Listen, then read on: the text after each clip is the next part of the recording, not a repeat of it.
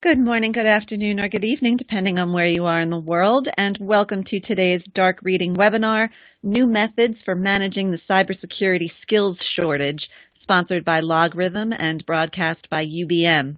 I'm Sarah Peters, Senior Editor with Dark Reading, and I'll be your moderator today. We have just a few announcements before we begin. This webinar is designed to be interactive.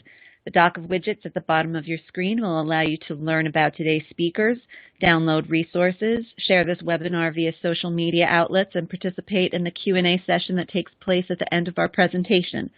Slides will advance automatically throughout the event. You may also download a copy of the slides via the Resources widget. Toward the end of our webinar, we will ask you to complete our survey found on the right-hand side of your screen. Please take a minute to fill this out before leaving us today, as your feedback will provide us with valuable information on how we can improve future events. And lastly, if you're experiencing any technical problems, please click the Help widget found at the bottom of your screen or type your issue into the Q&A area, and we will be glad to offer one-on-one assistance. And now on to the presentation, New Methods for Managing the Cybersecurity Skills Shortage. Discussing today's topic are Roselle Safran and Seth Goldhammer. Roselle Safran is the entrepreneur in residence at Antecedent Ventures. Previously, she co-founded and was CEO of UpLevel Security, an incident response technology startup. Prior to launching her own company, Roselle was the Cybersecurity Operations Branch Chief at the Executive Office of the President, and there she managed the 24/7 Security Operations Center that protected and defended the White House's network. Before that, she managed the computer forensics and malware analysis teams at the Department of Homeland Security's U.S. CERT and was instrumental in building 2 threat intelligence platforms there. Roselle's prior industry experience includes extensive work in computer forensics and internet investigations, and she holds a Bachelor of Science in Engineering degree from Princeton University. Seth Goldhammer is the Senior Director of Product Management at LogRhythm. He has over 15 years of experience working in the network management and security industry, including starting Roving Planet, where he helped design and build go-to-market strategies for the industry's first network access control products. And Seth has served in product management roles at Tipping Point, 3Com, and HP Networking, and is responsible for collecting market requirements and speaking at customer events for LogRhythm. So, 2 people who really know what they're talking about, and we're delighted to have them both here with us today. Roselle is going to take it away first. So Roselle, over to you. Thanks, Sarah. And thank you all for joining us today for our webinar on New Methods for Managing the Cybersecurity Skills Shortage. So just to briefly go over my background. Sarah already mentioned it. So I've started doing computer forensics back in 2004, and I've been working in cybersecurity and related fields for a very long time. So the bottom line of all of that is I understand what everyone is going through. I fully recognize that no matter how big your team is, it never feels like it's big enough. And if you're feeling that way, you are not alone. The reality is there is a cybersecurity skills shortage, and it's quite significant. The numbers vary depending on the source, but they're along the lines of 1 million unfilled jobs right now. And that number is only going to grow for the next few years, so the problem will become worse before it gets any better. By 2022, the projected shortage is going to be close to 2 million. So with that said, everyone knows that you need to be able to do more with less. And the way that I usually structure this discussion is with a framework of what I call the 4 S's. Strengthening the team, supplying the team with what it needs, supporting the team however possible, and when necessary, supplementing the team with additional capabilities.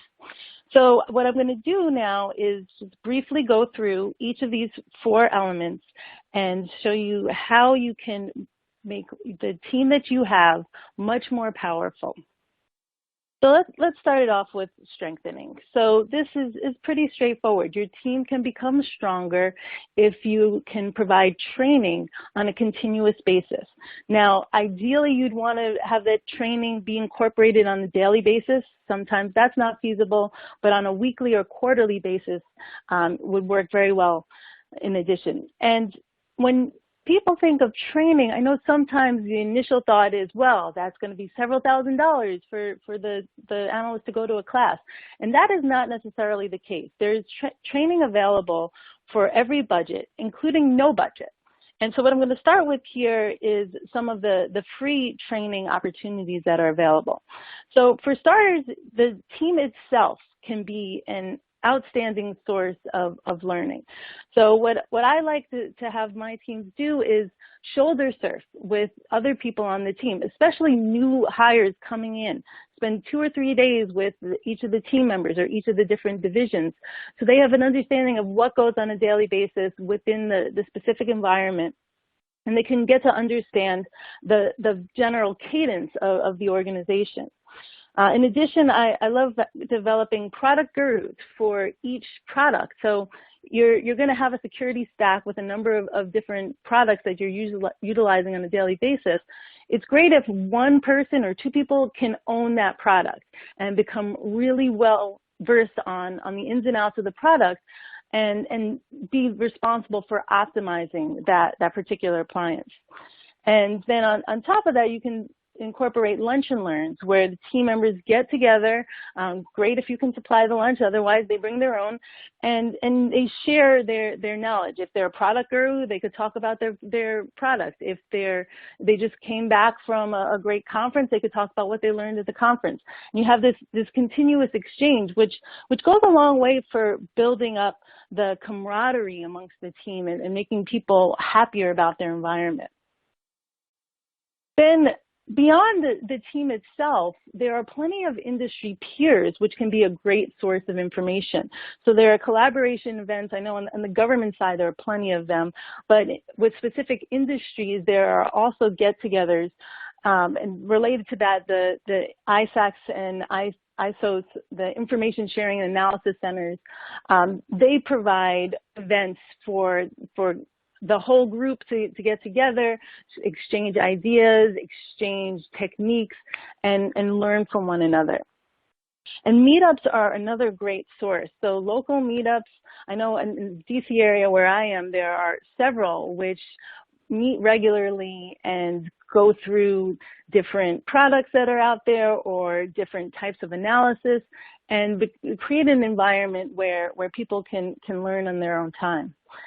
And then another technique I like to use, especially when I was in the government, is bringing in guest presenters. So I once had an author of a forensics book come in and speak to the group. People from other agencies who were really experts in what they were doing would come in and spend an hour with the team. And it's a great way to share knowledge in a low-cost environment. And then on the top of that, there are plenty of online resources. You know, if you wanted to, you can become an expert in whatever you choose if you just look long enough online. Of course, you all know the benefits of webinars because you're here today. But there are also videos. You know, YouTube is great, especially if you're doing something that's very technical and you want to be able to see screenshots. And forums are another awesome source of information. I used to frequent several forensics forums.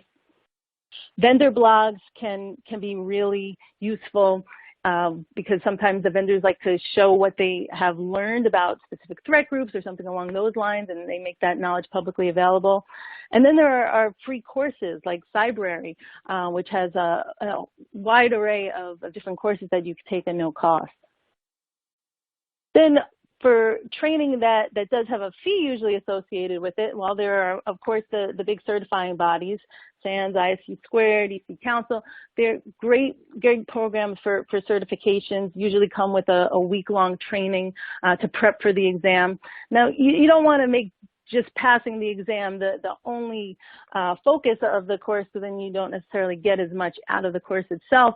But there is certainly value to going through the course and to obtaining the certifications. And I've seen organizations that have used those certifications as a way of providing a bonus or a raise. So it's a great motivator for the team.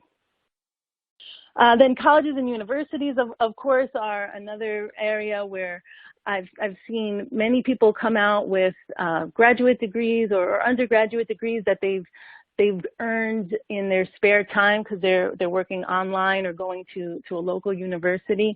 And again, this can be tied in with a bonus or a raise, and provides an additional level of knowledge for the team.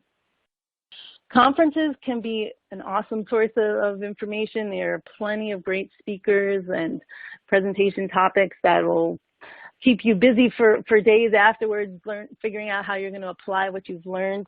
If you want to get really technical, then you go to something like B-Sides or ShmooCon. But then there are the big conferences like RSA or Black Hat, which provide a whole array of courses of different types, of presentations of different types. And then in addition, there are of course vendors, and vendors will often have training that's associated with their product, and sometimes they'll have training that's just related to the area of analysis or prevention or detection that their tool specifically sits in. So you can develop a greater understanding by learning from vendors. And if you do have products, then you can often include some training as part of the purchase. Then moving on to supply. So this is giving the team what it needs to do their job well. And that starts, of course, with the technology. And I always break down the technology into prevention, detection, response. That's how I always sort the stack in my head. And if any of you have seen my previous webinar on building a next-gen SOC, you know that I like to focus on the essentials and make sure that the team has that and then build on top of it. And when it comes to prevention, you need some sort of way to filter out some portion of the email and network traffic and endpoint activity. And then inventory management goes a long way in understanding what you have and how that compares to what you should have. And then beyond that, being able to do vulnerability scanning and then patch those scans. That's an integral part of any security operations.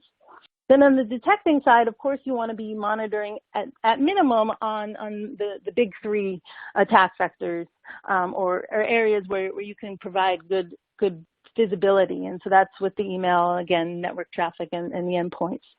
On the top of that, the log management capability can be incredibly useful for creating compound statements for what you should be looking for and how you can detect something that looks out of place and needs further investigation.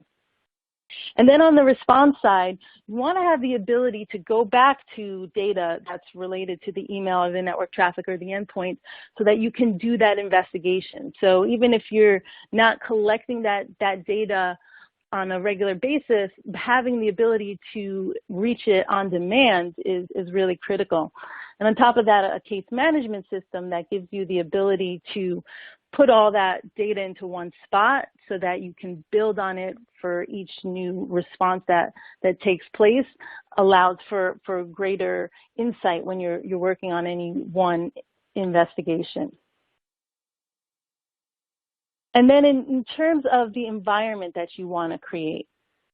So I look at this as having all the information you need in one place.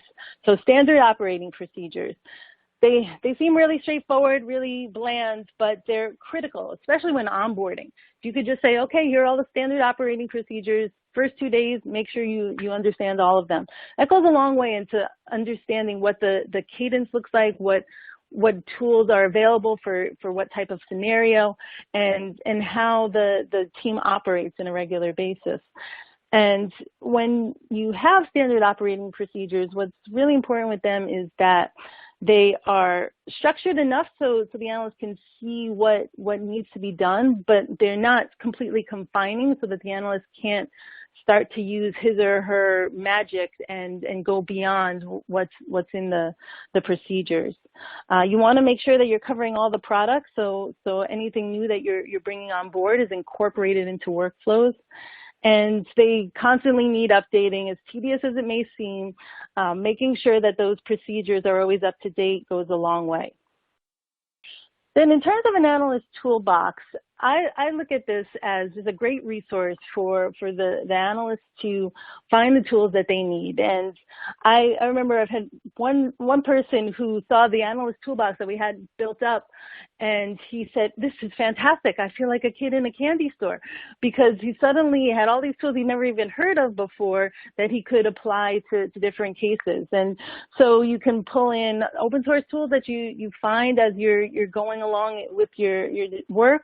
And also, if you're building a script or something to take care of a specific situation, you never know when that situation is going to pop up again and some other analyst will need it. So having it all in one spot really helps with that. And likewise with product documentation, it sort of gets lost often, but it can really help to understand what needs to be done to fine-tune a certain product. And so having that documentation available is really key for that.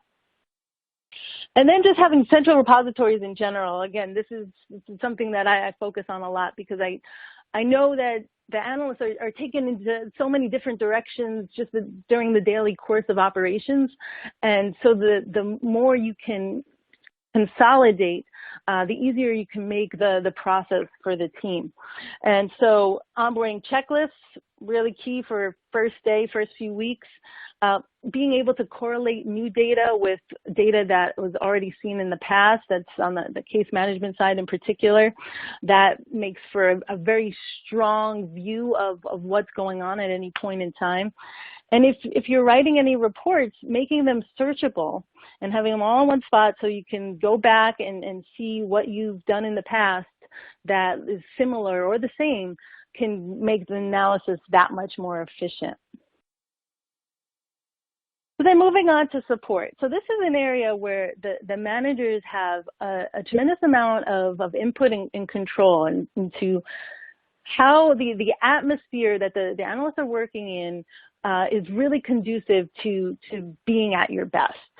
And so the areas that I focus on particularly are automation and optimization. So obviously, there is just a ton of work that the analysts are doing on a regular basis. And some of it is busy work that you can eliminate and have a machine take care of. I like to say that all tier 1 activities can basically be eliminated. Train up the tier 1 analyst to tier 2 and just script out everything you need for that tier 1. So you can connect products, leveraging their APIs or command lines. If you have someone that can do any sort of Python scripting or scripting in any form, that goes a long way to connecting points. If you have the ability to buy an orchestration tool, then that obviously can be a powerful element for providing automation. And I like to also think of automation as, in some cases, being able to respond on its own. So whether it's just blocking a port or blocking an IP. I mean, obviously you can't do that in all cases, but in the narrow set of cases where you can do that based on input that's coming in, then that goes a long way to making that whole process of response automated when possible. Then baselining. This is an area that's sometimes overlooked, but can be really powerful for the team. So if you understand what's normal, if you know what the traffic on the network generally looks like, or what an average user is using on a certain device and what applications they open and at what time, then that makes it much easier to identify when there's something that looks very strange, whether it's something that needs further investigating or is definitely malicious. And it makes the investigation more focused because you can narrow down to what looks like it's suspicious more readily. Then in terms of fine-tuning, so this going back to the products, you have lots of products that are really valuable, but sometimes if they're not configured properly, they wind up just being really noisy. And so you want to be able to minimize that false positive noise and reduce those alerts that you're finding 90% of the time end up being nothing. Those are ones you can look to either fine tune or eliminate completely. And then whenever possible, of course, you want to be able to incorporate some type of threat intelligence, because the threat intelligence makes a big difference when you're looking at what could be a problem and what is probably not a problem. And so then next slide, please. And so then also in terms of how you can support the team, just making that operations more orderly can be incredibly effective. So being able to say, well, this is when we're going to have our meetings, this is where we're going to discuss, and this is how your escalation process works. They seem like they're just minor details, but they're incredibly important to giving the team what they need so that they can operate in an effective environment. And on top of that, and related, is minimizing distractions. And so what I see sometimes is that what becomes a big priority to leadership that's not on the operational level is what's in the news. It's not necessarily what's the biggest risk to the environment.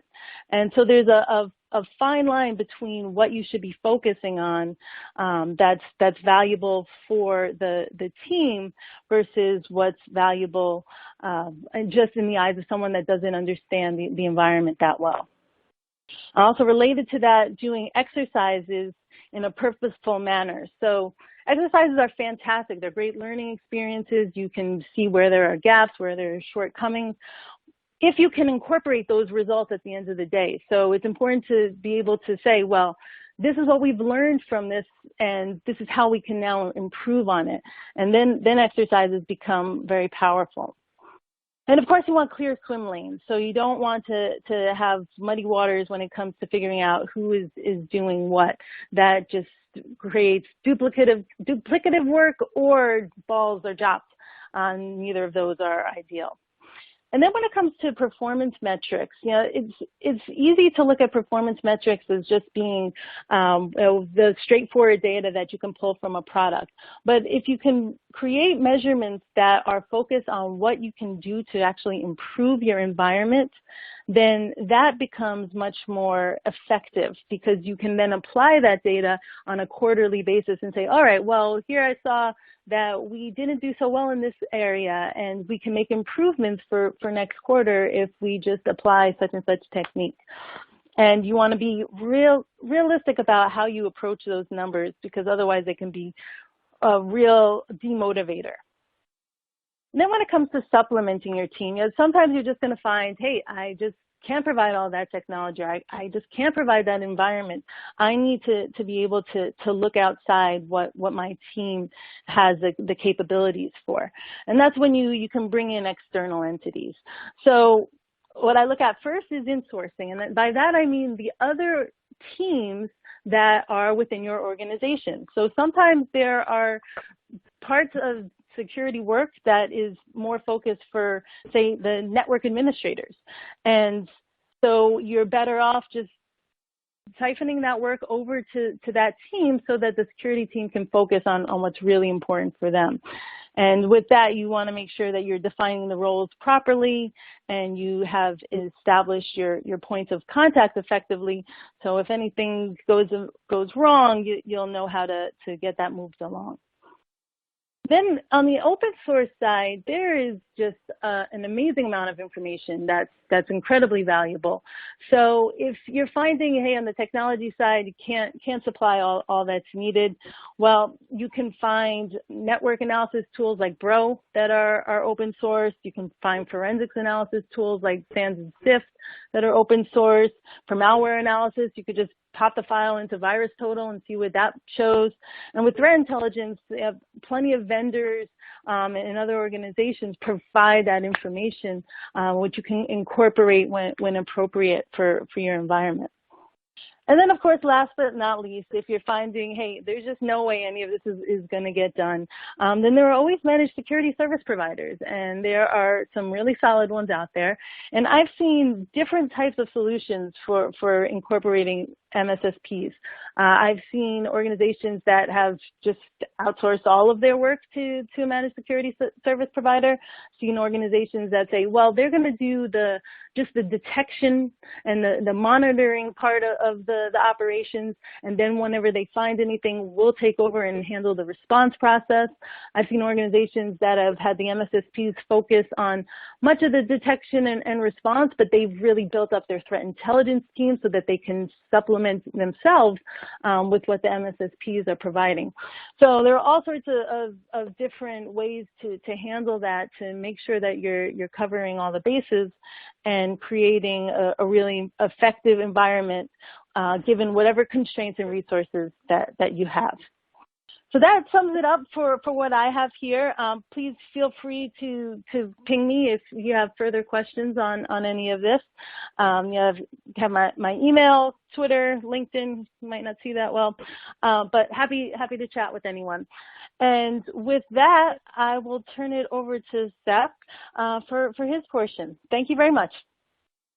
Yeah, thanks, Roselle. I really appreciate it. Really good insights there. And I'm going to hopefully elaborate a bit more on that. And I wanted to take a step back first just to talk about why are we seeing such a shortage and where this demand has really come from. If you look back at just the threat landscape itself and the evolution of the types of threats, the volume of threats that we've seen, it's by no surprise that right now we're in a crunch, because the way we've invested in security has just fundamentally changed, and as a result of the types of attacks that we're seeing, and as well as the volume and the sophistication.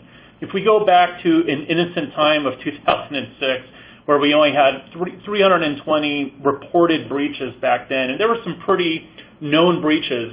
I think everyone here probably remembers TJ Maxx, remembers Heartland. These were pretty well publicized, well covered breaches that occurred at the time, with a lot of anxiety that was generated from that. Well, when we fast forward to current times, we are seeing just an order of magnitude different in terms of the number of reported breaches that we're seeing, the type of records that are being stolen. And it's this concern that many organizations now realize that the investments that they've made into personnel, into you guys, into the technology you're using, into adapting workflows that are effective, we've just not been able to keep up with the rate of attacks that we have seen. And the reason for that is really we've seen just a perfect storm between the use of online social media and giving hackers an ability to both monetize the data that they're stealing very quickly. So I can take credit card information, I can take patient information, I can take email addresses, and very quickly make money out of it. I can also share tools, and so that tool sharing between organizations, hackers, individuals that may have very different motivations, but can now share resources, share tools, share information in a way that they're collaborating, allows them to expedite the types of attacks that they're perpetrating. It also allows different organizations or different individuals, again with very different motivations, where I might just steal some information about an organization and sell that to another organization that now, or another team, that again, very different motivations, might be using that information now for intellectual property theft.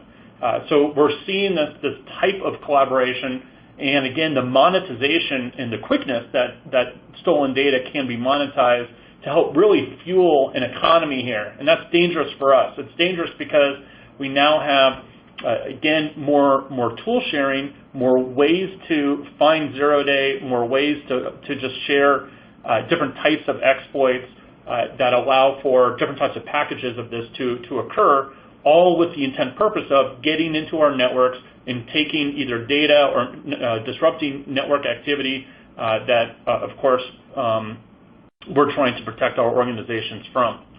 So the reason why I bring this up is not only is the concept that we are under attack. I think we all know that, and that's why we're on today's webinar. But there's also an element of time here that becomes critically important. It's not just can we detect that we've been attacked, that has something evaded our preventative technologies. Roselle talked about that balanced approach between prevention, detection, response. And that's right, but we also need to think about the time aspect of this, and time becomes critical in the security use case. If we're doing analysis for business intelligence, I could look at months and months of data, look at the correlation of sales promotions to actual sales revenue, and make determinations. But that's not the world we live in. We're working under the sensitivity that we're trying to find an emerging threat within our environment before it's able to actually take the data that they are looking for, that group or that individual is looking for. And the faster we can do that, the more we can reduce the impact of that. The slower that may take us, then now we may have a bigger breach that is going to be now more expensive, time-consuming for us to understand how to clean up, how to mitigate that particular breach that has occurred. So it's not just about investing in how we can detect and respond, but it's also about efficiency and effectiveness. And unfortunately, there are obstacles that are really hampering our ability to detect, qualify, and respond to threats very quickly within our environment. The number one issue I hear from prospects over and over again is this concept of alarm fatigue. And I'm sure you guys I'm sure many of you are nodding your heads as I say this. We have many security devices now, or even other types of logs and applications that are all trying to get our attention today. If I look back, if I go back to that slide from a couple slides ago that was talking about the different breaches that we've seen, many of those organizations had security operations, maybe even sophisticated security SOCs in place, teams of analysts. It's not like these guys were on the network with open firewalls. They were trying to protect their data, just like you guys are. And it's not that they didn't have good intent of protecting that data, or were following, weren't following standard best practices. It's just that they had so many different alarms trying to get their attention that the actual threat, the actual breach as it was occurring, even though it was generating log data, it was generating audit data, it was creating security events, they were blind to those activities because it was so hard to see from the noise what were the actual activities that really needed their attention. So alarm fatigue is a big concern that we need to understand how to address. How do we get to those specific sets of activities that really do warrant our attention? And I'll talk about how we can do so in a little bit. In addition to just alarm fatigue, Roselle talked about just the different types of technologies that we can leverage to help us gain information about what's happening in our environment, different areas that we can monitor. As we use different tooling to help us with that information, we start generating what I call swivel chair analysis, where I'm looking at endpoint data with one tool. I'm looking at network data with another tool. I've got my dashboard for my firewalls, etc. What this is creating is this schizophrenic ability to understand what's actually happening in our environment. We're relying on us, the human, to try to draw out correlations of what we've seen. And the amount of data that is being generated within our environment is becoming increasingly more difficult for us to make that determination of, wait a second, this activity on the endpoint plus this activity on the network plus this activity that's happening in my email, etc., that these are all related. So that is another concerning issue.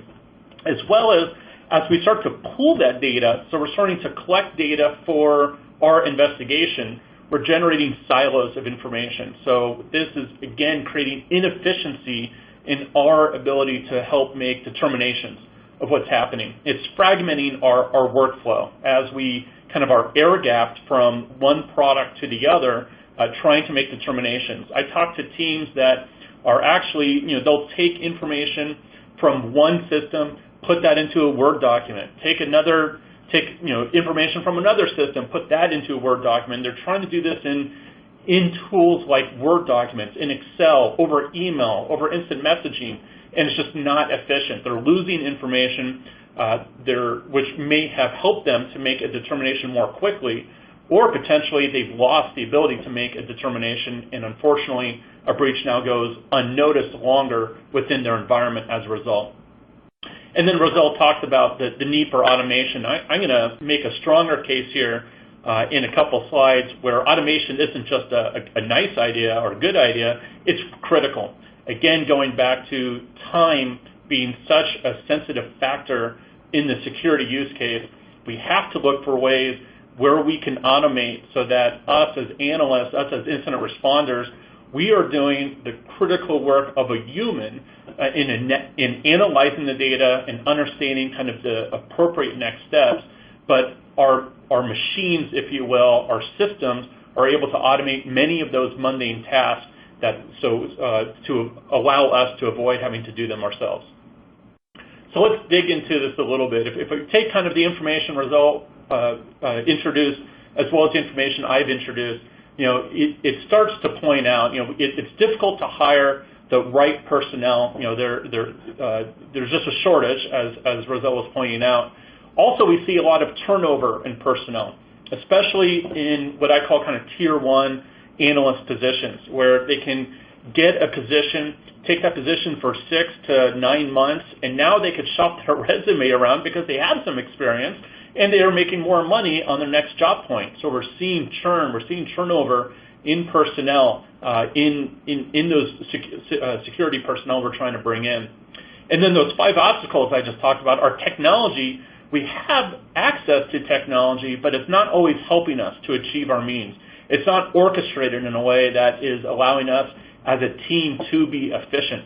And so if I look at that combination, it cries out for we need to look at technology solutions to help us in terms of automation. How can we reduce the workload that we have to take so that we can be more empowered to make better decisions, investigate the right things at the right time, so that we can recognize an emerging threat for what it is and be able to countermeasure that emerging threat before it's able to actually run off with our sensitive data. So looking at how do we automate, to me this is not just about the response side. I think people think about automation, they immediately think about how am I going to update ACLs, how am I going to update maybe the blocked IP addresses coming into my network. That's at the end of the workflow. We can automate throughout the workflow to help us be in position to stop that emerging threat. So if I think about how we do that, it first starts with just the data collection. So believe it or not, how I'm collecting data is going to make a big impact on how I can analyze that data. There's an interesting statistic out there that for data science, most data scientists, 80% of their time is actually spent on data preparation, not on looking at the results, the output of data analysis and making determinations.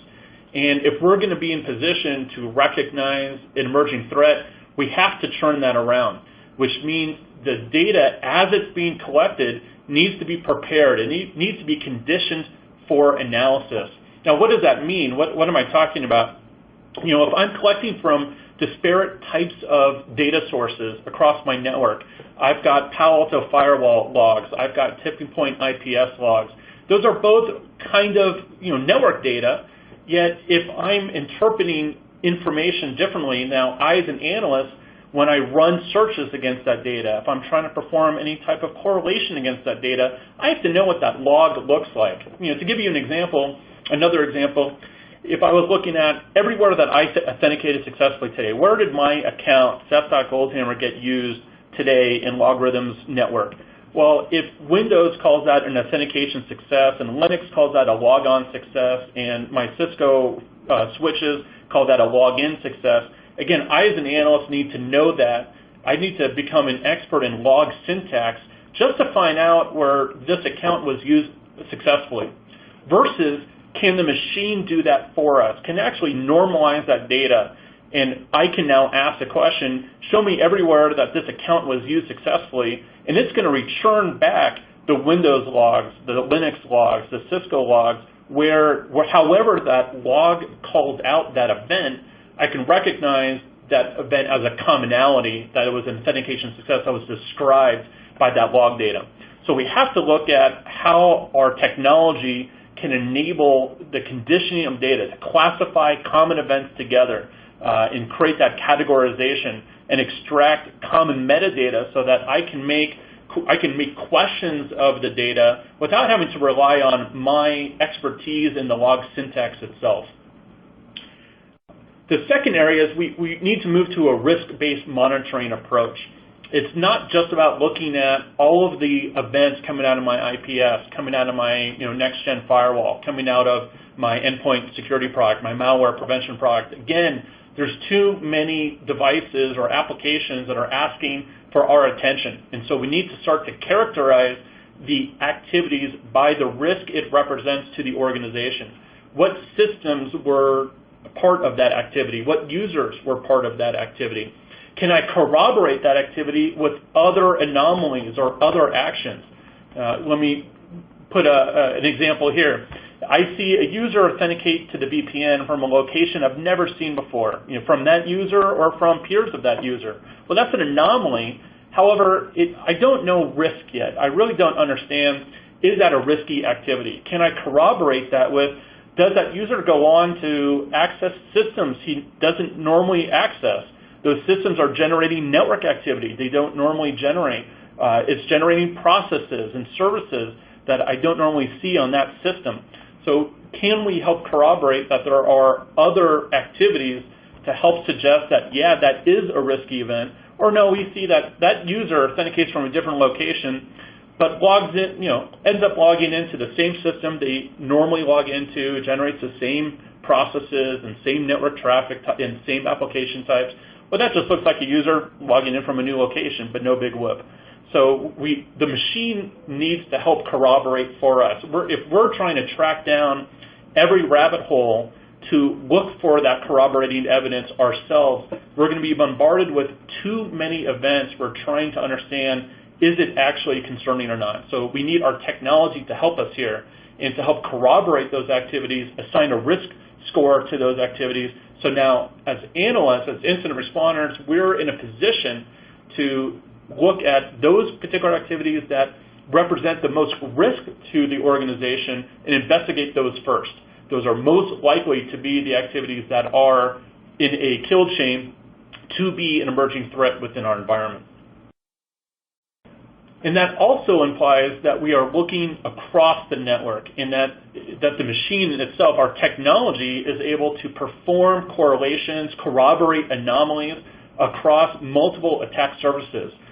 So if we have tools that are just performing network analysis, tools that are just performing endpoint analysis, well, they're missing 2/3 of the data to help understand, did that network anomaly actually mean something concerning? Did that endpoint anomaly actually mean something concerning? We have to bridge all these together to help have a full set of information that will both help draw down false positives as well as remove false negatives as well. So we've got to look at it from both sides. If I blind spots my data, I might miss something I should have seen, in addition to I'm reducing the false positives by corroborating activities together to help suggest greater risk. So that's what I call holistic threat detection, because we are looking across multiple attack surfaces, not looking at each attack surface in and of itself. And then, Roselle talked about the need for security orchestration, security automation. So to me, the important aspect of this is not only once we've detected a threat, now we need to qualify that threat, and we need to respond to that threat.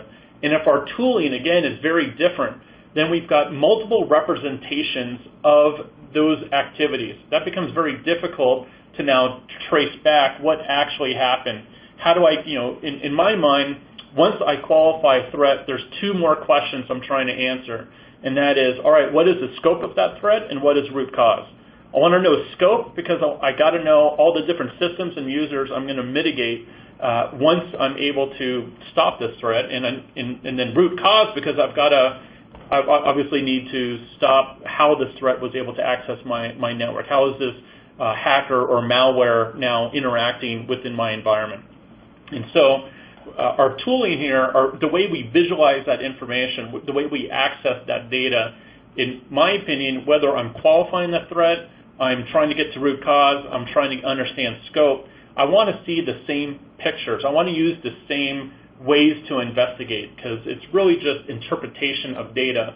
If we jump from different types of products and we have kind of introduce those air gaps, that's going to create inefficiency in my ability to answer those three questions. And so that really begs the question that in order to automate, we also need to look at how do we orchestrate this full workflow from data collection to qualification of the threat to then understanding root cause, scope, and mitigation through an end-to-end workflow, and not looking at how each individual product or tool might play a part in this. We need the analysts and the incident responders to understand how they can kind of operate this through a single end-to-end workflow for the maximum efficiency gain. Otherwise, we're inherently introducing inefficiency into our workflow, and this is a workflow where time is critical, where time is highly sensitive. So let's just a couple examples here. Maybe we could walk through, and then we can, as we wrap up, see if you guys have any questions for Roselle or myself. If we think about this, and these are just really general examples, but these are examples that are absolutely realistic and possible with today's technology. I'm looking to extract data from IDS and network data because I'm looking for malware. I can baseline and look for a high number of network connections that perhaps are corroborated with connections to low reputation. So this brings into, as Roselle talked about, the threat intelligence contextual data. In fact, contextual data here in all cases is very important, whether it's external data like threat intelligence or internal data, who's that user, what's that workstation in my environment. That context becomes highly critical and needs to become ingrained into how the technology is going to help us make determinations and introduce higher or lower risk scores as a result of that context. So we see not only an anomaly, but anomaly corroborated with threat intelligence as well as IDS activity. So I've got a low reputation score, I've got a high number of connections, I've got an IDS event. So between those three data points, this has given me a concern that something is happening here, that there is some sort of infection within my environment that's not picked up by my endpoint security product. So what do I want to do? I want to disable maybe the user account on that workstation, take that workstation offline. I want to know the help desk, allow the help desk to understand this user is probably about to call in and say, hey, wait a second, I just lost network connectivity. So we want to have that coordination across teams with good information, as well as the ability to take a potential threat and move it offline. Now, would I automate disabling that user account in disabling that switch port without any human interaction?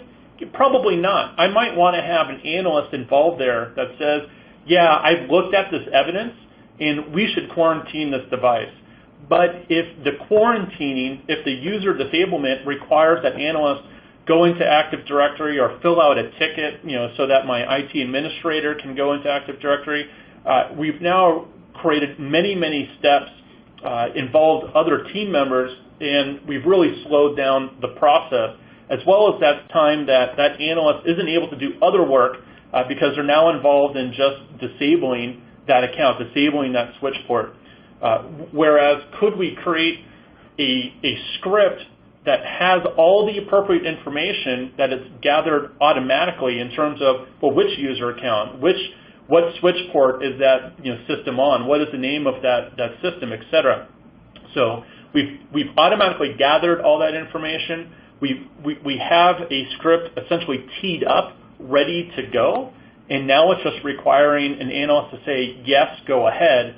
That's a big, big difference in, we call it a semi-automatic approach, where I still have a human involved in making that determination, but I've removed all of that workflow in terms of steps to perform that mitigation step. Now, if we look at the second example, very similar. We've got data coming in from email.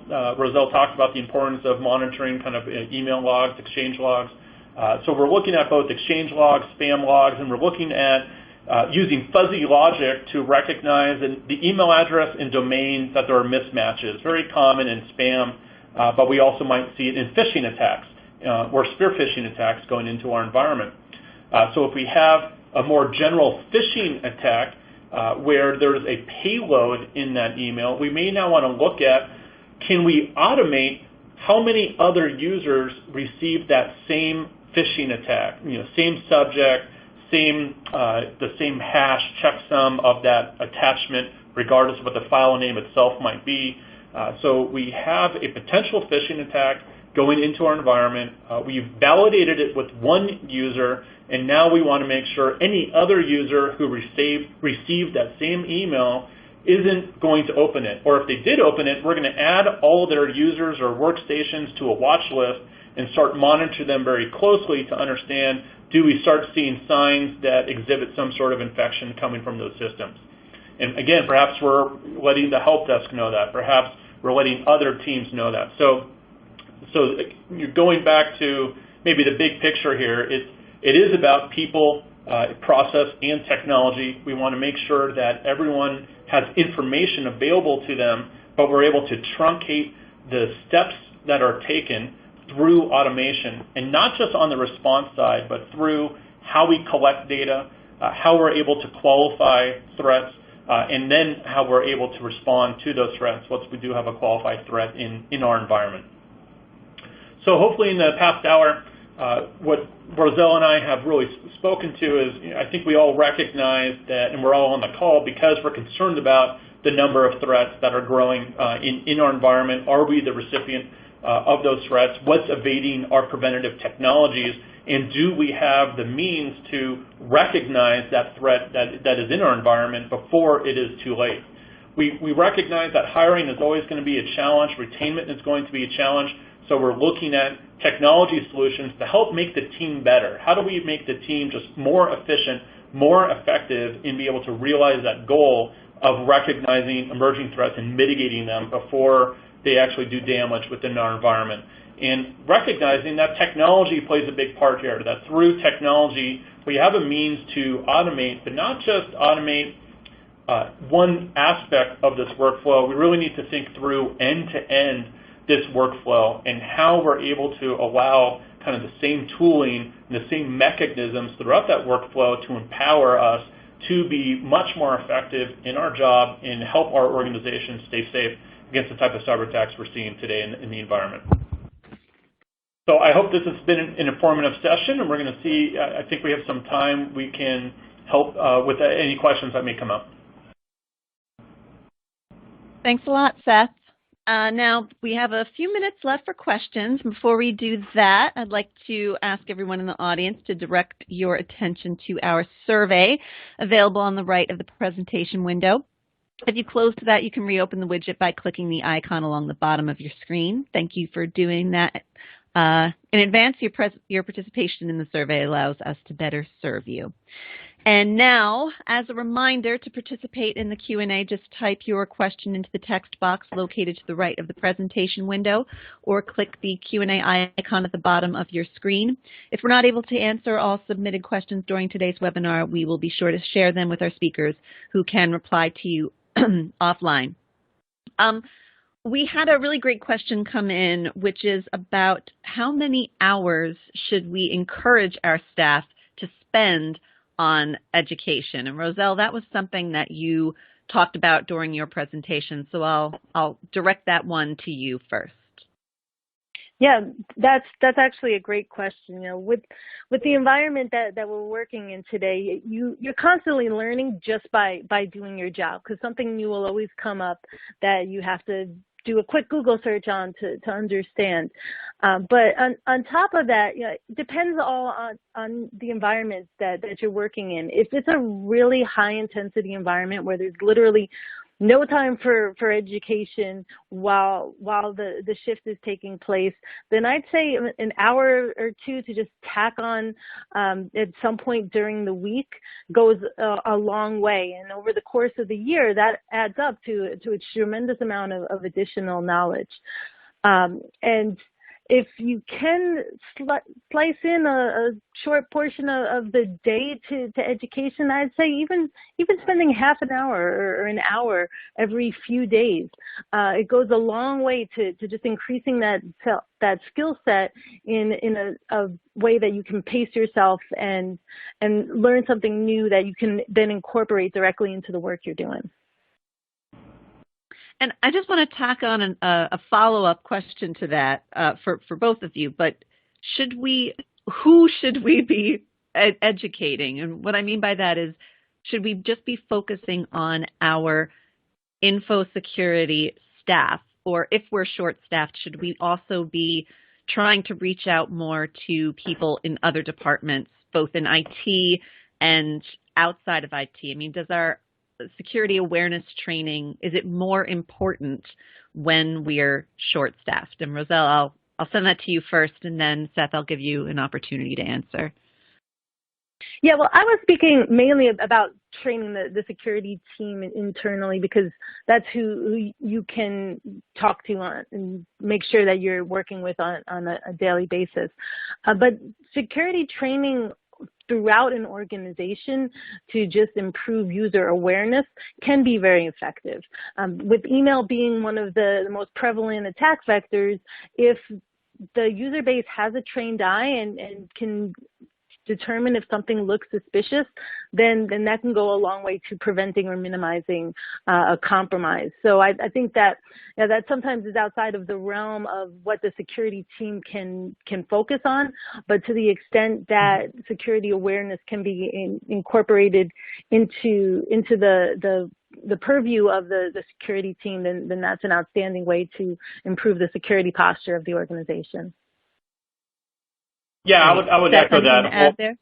Yeah, absolutely. Yeah, I wholeheartely agree with Roselle. I mean, security is a company-wide initiative. It's not just the InfoSec group. And I think where the InfoSec group can help is digesting the information that they're learning about different types of attacks and threats, but then distilling that into a guidance for the rest of the company. So as you're learning more about how ransomware may try to attack your type of organization, then going in having an awareness campaign around opening up attachments, opening up strange emails, etc. If you see X type of activities on your system, what you should do, who you should call, those types of things. So I definitely think that as the old adage goes, security is only, especially information security is only as strong as our users. So keeping our users abreast on what they can do. Also align to your computer usage policies. Why do you have password complexity rules? Why do you rotate passwords? Why do you have access rights? Giving users the understanding of why those policies are in place helps them to better align to that, but also be more in position to help. Yeah, great well, point. We're unfortunately, we're just about out of time here, folks. I'm going to give each of you 30 seconds to tell me and our audience here if there's anything, any final thoughts. And where would you say, with all of the excellent advice that you gave today, what do you think is the most important thing that they should leave with today? Roselle, you first. I would say being a network defender, it is a bit of an uphill battle, but don't give up. I mean, this is fighting the good fight, and the fact is that there is so much that you have in your power to do to make your network as strong as possible, and focus on that as opposed to the elements of it that could sometimes seem overwhelming. Yeah, that's great advice. What I would just add to that is, many times, and I suffer from this as well, having come from an IT background, a lot of times we become very tool focused. What is that box that's going to help me solve a particular issue? I invite you to take a step back and take a more strategic approach. Think through the use cases that you're really trying to solve. I think that will help maybe widen to a bigger picture understanding of, what is it that from a team perspective you're trying to achieve, and now what are appropriate technology solutions that might be able to fill gaps that you may have today within your security program. Great stuff, everybody. Thank you both so much. Dark Reading and I myself really do appreciate your time and expertise. And thank you to our sponsor, LogRhythm, as well as to all of you in the audience. We appreciate your attention and participation. Now, within the next 24 hours, you will receive a personalized follow-up email with details and a link to today's presentation on demand. Please feel free to invite your colleagues and peers who may have not been able to listen to the event today. This webinar is copyright 2017 by UBM. The presentation materials are owned by or copyrighted by Dark Reading and LogRhythm, and the individual speakers are solely responsible for their content and their opinions. On behalf of our guests, Roselle and Seth, I'm Sarah Peters. Thanks for your time, and have a great day.